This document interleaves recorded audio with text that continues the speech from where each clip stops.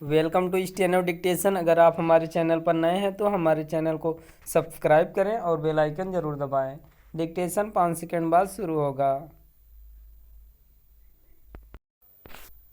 Start. केंद्रीय स्वास्थ्य मंत्री मनसुख मांडविया का राज्यों के स्वास्थ्य मंत्रियों के साथ बैठक करना यह बताता है कि कोरोना संक्रमण के मामले इस स्तर तक बढ़ने लगे हैं कि उन्हें लेकर सतर्क रहने की आवश्यकता है।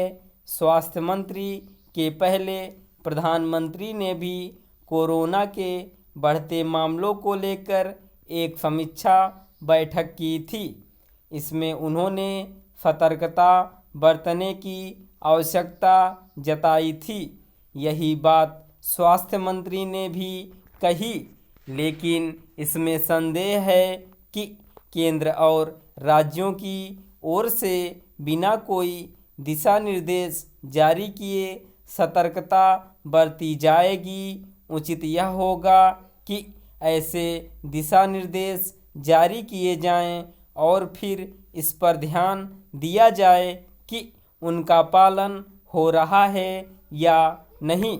ऐसा इसलिए आवश्यक है क्योंकि आम जनता कोरोना के बढ़ते मामलों के बाद भी सतर्क नहीं दिख रही है। उसकी ओर से मास्क का भी उपयोग नहीं किया जा रहा है। स्थिति यह है कि भीड़ भाड़ वाले स्थलों में भी इक्का दुक्का लोग ही मास्क लगाए दिखते हैं। वास्तव में जब तक टोका टोकी नहीं होती तब तक लोग मास्क लगाना शायद ही शुरू करें। लोग एक तो मास्क लगाने की आदत छोड़ चुके हैं और दूसरे वे बेपरवाह भी हो गए हैं।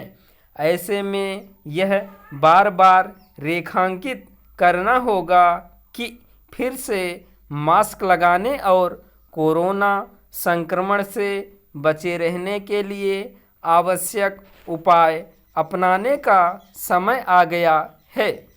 एक ओर जहां ऐसा वातावरण बनाने की आवश्यकता है कि लोग कोरोना संक्रमण से बचे रहने के उपायों को लेकर गंभीरता दिखाएं, वहीं ऐसी व्यवस्था बनाने की भी ज़रूरत है कि अधिक से अधिक संख्या में टेस्ट हों।